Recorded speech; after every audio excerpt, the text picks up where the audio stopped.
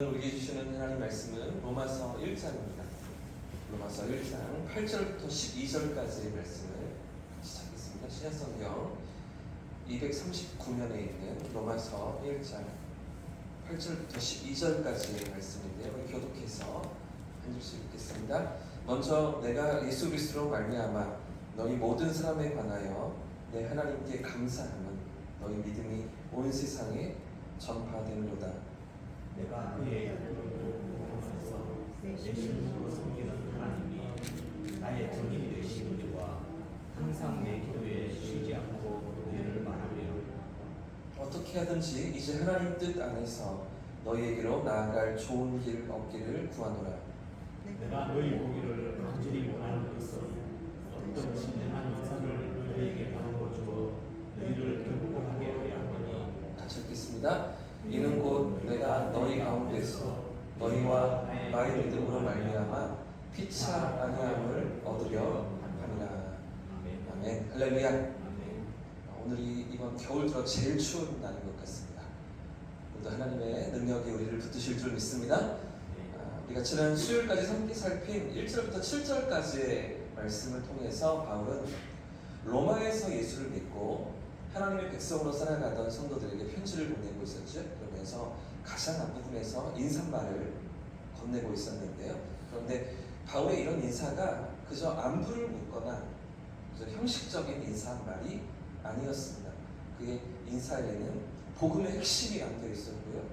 또 하나님의 은혜로 말미암는, 또 하나님의 평강으로 말미암는 그런 삶을 축복하면서 믿음으로 살아가기를 이렇게 격려하는 그런 마음이 담겨있는 인사말이라는 것을 우리가 함께 살펴보았는데요. 자, 그리고 이어지는 오늘 본문 8절부터 12절에서 바울은 성도들에게 주신 믿음이 무엇인가 하는 것을 설명합니다. 이 믿음의 내용을 구체적으로 확장하면서 그들의 믿음이 더 굳게 세워지기를 구하는 그런 바울의 모습이 오늘 본문에 담겨져 있습니다. 먼저 오늘 본문 8절 말씀을 한 번 더 읽어보겠습니다. 8절입니다. 시작. 먼저 내가 예수 그리스도로 말미암아 너희 모든 사람에 관하여 내 하나님께 감사함은 너희 믿음이 온 세상에 전파되며 여러분, 먼저 바울이 무엇 때문에 감사해야 하고 있습니까?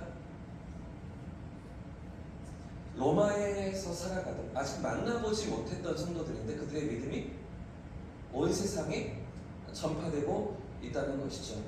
그들의 믿음이 단순히 그저 믿음을 가진 것에서 예수를 믿고 구원받아서 하나님의 백성이 되었다는 것에서 끝나지 않고 그 믿음이 구체적인 삶의 모습으로 드러나며 그런 삶의 모습이 많은 사람들에게 소문이 나고 또 인정을 받고 또 많은 사람들에게 감동을 주고 있다는 것, 그것 때문에 바울이 감사해야 하고 있었던 것인데요. 그래서 그들이 믿음으로 살아가는 삶을 보면서 많은 사람들이, 주변에 있던 많은 영혼들이 하나님을 알게 되고 하나님의 사랑 앞으로 나왔다는 것 아니겠습니까? 그런 믿음의 구체적인 열매가 로마 교회 성도들을 통해서 드러나고 있었다는 것입니다. 여러분, 오늘을 살아가는 우리의 믿음도 이렇게 될 수 있었으면 참 좋겠습니다. 우리의 믿음도 이렇게 쓰임받을 수 있기를 원합니다. 그래서 예수를 믿는다는 것이 우리의 관념으로만, 우리의 생각으로만 머물러 있지 않고 우리 마음속에만 있지 않고 구체적인 삶의 모습으로, 실제적인 삶의 열매로 나타나는 저와 여러분이기를 주님의 이름으로 축복합니다. 우리가 살아가는 삶의 모습을 보면서 하나님의 살아계심을 영혼들이 경험하게 되는 거죠. 그 은혜 앞으로 나오는 것입니다. 우리의 말과 행실을 통해서 하나님을 경험하고 하나님의 살아계심을 느끼고 그 사랑 앞으로 나오는 일들이, 실제적인 삶의 열매들이 드러나는 것입니다. 그것이 바울의 기쁨이고 감사의 제목이라고 지금 바울은 편지를 써서 로마교회 성도들에게 보내고 있는 것인데요. 이 로마교회 성도들의 삶의 모습처럼, 믿음처럼 우리의 믿음도 세상 속으로 흘러가는 그런 삶, 그래서 선한 영향력을 끼치는 저와 여러분의 삶이길 축복합니다. 이처럼 하나님께 영광이 되고요, 세상 속에서 복음의 능력을 나타내는 로마교회 성도들인데, 자, 그런데 이런 그들을 위해서 바울이 기도합니다. 바울이 그들을 위해서 어떻게 기도하고 있는가? 자, 9절 말씀도 같이 한번 더 읽어보겠습니다. 9절입니다. 시작. 내가 그의 아들의 복음 안에서 내 심령으로 섬기는 하나님이 나의 증인이 되시거니와 항상 내 기도에 쉬지 않고 너희를 말하며. 여러분, 지금 바울이 그 로마교회 성도들을 위해서 기도하는데 무엇을 위해서 기도합니까? 항상 내 기도에 쉬지 않고 너희를 말하며, 너희를 위해서 내가 기도하겠다는 것입니다. 바울의 기도가 두 가지 내용인데요. 첫 번째는 그들을 위해서 항상 쉬지 않고 기도한다. 그런데 그 앞에 뭐라고 또 증거를 삼고 있습니까? 내 심령으로 섬기는 하나님이 나의 증인이 되신다. 그렇게 말하면서 내가 내 기도의 모든 사람마다, 내 모든 기도의 시간마다 너희를 빼놓지 않고 기도하고 있어. 이렇게 말하고 있는 것이죠. 그저 한두 번 기도하고 그치는 것이 아니라, 그저 형식적으로 하는 기도가 아니라 항상 하나님 앞에서 그들을 위해 간구하고 쉬지 않는 중보로 그들을 기억하고 있었던 것인데요. 여러분, 바울이 왜 그들을 위해서 기도하는 것입니까? 바울이 왜 그 로마 교회 성도들을 위해서 이렇게 쉬지 않고 잊지 않고 기도하고 있는 것일까요? 사랑하기 때문입니다. 깊이 사랑하고 있기 때문입니다. 아직 만나보지 못한 성도들이지만 복음 안에서 예수 그리스도의 십자가 사랑 안에서 한 몸으로 부르심을 받았음을 알기 때문에, 한 지체로 세움 받았음을 알기 때문에 항상 그들을 기억하며 그들을 위해 기도하고 중보하던 바울인 것인데요. 그들의 믿음이 흔들리지 않기를 기도하는 거죠. 더 견고히 그들의 믿음이 자라나기를 기도하는 바울인 것이죠. 여러분, 오늘 우리에게도 바울과 같은 이런 기도와 섬김이 있습니까? 우리의 기도 속에도 누군가를 위해서 기도하는 그런 간절한 간구가 여러분 있으십니까?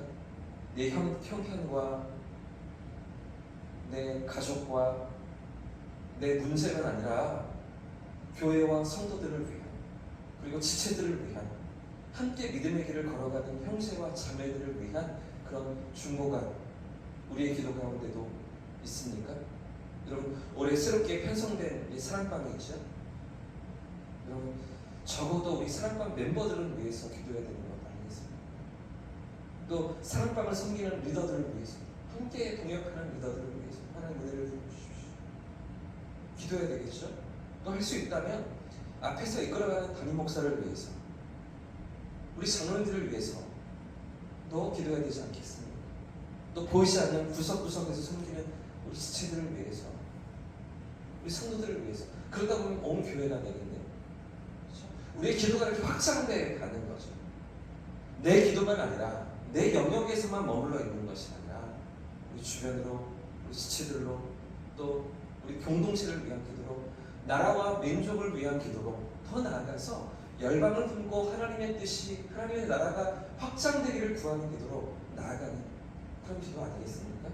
여러분, 나만을 위한 기도에서 머무르지 않고 은혜를 구하며 중보하는 자리로 우리가 나아가는 거죠. 그래서 우리가 돌아온 주일 지나서 셋째 주일에 중보기도 세미나도 우리가 가지려고 합니다. 재직 세미나를 진행하면서 어떻게 우리의 기도가 확장되어서 나아가야 하는가, 어떤 기도의 자리에 우리가 서야 하는가, 하나님 원하시고 기뻐하시는 기도가 어떤 모습인가. 여러분, 우리의 기도는 어디에 머물러 있습니까? 여러분의 기도는 어떤 자리에 계십니까? 나를 넘어서 가정과 교회, 이웃과 공동체를 위한 기도로 확장될 수 있기를 원합니다.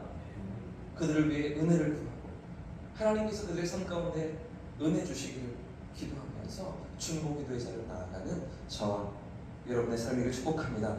자, 또 하나 바울의 기도 두 번째가 있습니다. 그들을 위해서 쉬지 않고 기도하면서, 항상 그들을 기억하며 기도하면서, 다시 무엇을 위해서 두 번째 기도하는가? 자, 10절 말씀도 같이 읽어보겠습니다. 10절 시작. 어떻게 하든지 이제 하나님의 뜻 안에서 너희에게로 나아갈 좋은 길을 얻기를 구하노라. 여러분, 바울의 두 번째 기도가 무엇입니까?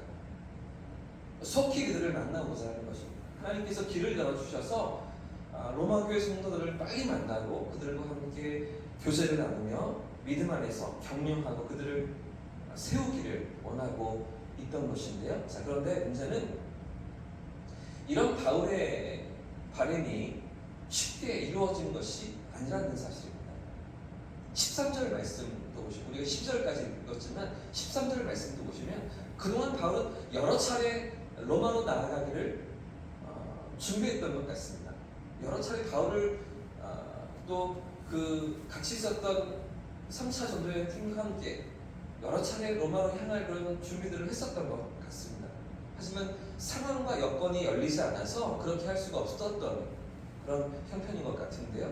자, 그럼에도 불구하고 바울은 포기치 않고 계속해서 무엇을 구합니까? 열리지 않는 상황에도 이제 하나님의 뜻 안에서 너에게로 나아갈 좋은 길이 열리기를 구하고 있는 것이죠. 이 열리지 않는 상황에도 실망치 않고 계속해서 기도하면서 하나님의 뜻 가운데, 하나님의 섭리 가운데 그들을 만날 수 있기를 기도하고 있던 것이죠. 여러분, 여기 중요한 장면이 있습니다. 내 뜻이 아닙니다. 내 계획이 아닙니다. 내 뜻이 이렇게 이루어지고 저렇게 이루어진 것이 아니라는 것이죠. 하나님의 뜻 가운데서, 하나님의 계획 가운데서 이 모든 자신의 바램과 기도가 이루어지기를 구하고 있던 그런 기도라는 것인데요. 여러분 보십시오. 결국은 3차 전도여행까지 다 마칠 동안에 바울은 로마를 밟지 못합니다. 로마 교회 성도들을 만나지 못합니다. 그리고 어떻게 바울이 로마로 향하게 됩니까? 죄수의 신분이 되어서 이제 로마로 납송되는 재판을 받기 위해 로마 황제에게 그렇게 상소하면서 재판을 받기 위해 나아가는 죄수의 신분으로 로마 땅을 밟게 되죠. 그러면서 로마 교회 성도들을 만나게 되고 이태 동안, 2년 동안 자유롭게 그 같은 연금 상태에서 바울을 찾아오는 모든 사람들을 만나고 복음을 전하고 그들과 함께 또 이 말씀을 나누는 그런 삶들을 이어가게 되고 또 잠시 풀려났다가 서바나까지 땅 끝이라고 얘기했다고 대륙의 끝인 스페인까지 또 찾아가서 복음을 전하고 다시 붙들려서 AD 56년경에 순교를 당하는 바울의 그런 상황이 되어지는데요.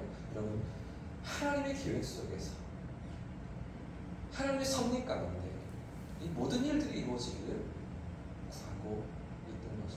여러분, 그 하나님의 계획은, 하나님의 섭리는 결국 목숨을 잃는 일이었습니다. 순교당하는 일이었습니다. 세상적으로 볼 때는 얼마나 비참한 최후입니까? 얼마나 말도 안 되는 그런 결말입니까? 그렇게 열심히 하나님을 위해서 영광스럽게 쓰임받고 수많은 사람들에게 복음을 전하고 하나님의 사랑을 전하고 교회를 세우는 그런 도구로 쓰임받았는데 마지막이 순교라니 참수를 당하고 목이 잘려 죽임을 당하는 그런 일들을 경험하다니요. 이게 얼마나 말도 안 되는 그런 바울의 최후인 것 같습니다. 그러나 여러분, 우리의 삶은, 우리의 인생은 그저 이 땅에서의 삶으로 끝나지 않는 거죠. 우리에게 약속하시고 우리에게 준비하신 영원한 하나님 나라가 있습니다. 하나님의 상급이 준비되어 있습니다. 그 모든 것을 바라보는 믿음으로 바울은 나아가고 있는 것이죠. 내가 3차, 4차든 전도 여행으로 로마를 향하든지 죄수의 신분이 되든지 어떤 모습이 되든지 하나님의 뜻 가운데서, 하나님의 계획 가운데서 모든 기도와 모든 바람이 이루어지기를 구하고 있는 것입니다. 사랑하는 여러분, 우리의 뜻이 아니라, 우리의 계획이 아니라 하나님의 뜻 가운데 우리의 삶이 설 수 있기를 축복합니다.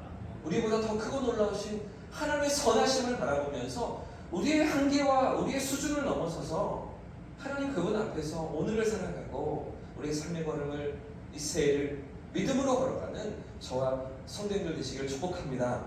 그래서 때로는 우리의 바람대로 모든 일이 이루어지지 않을 수 있습니다. 때로는 우리가 원하는 대로 다 그렇게 펼쳐지지 않을 수도 있습니다.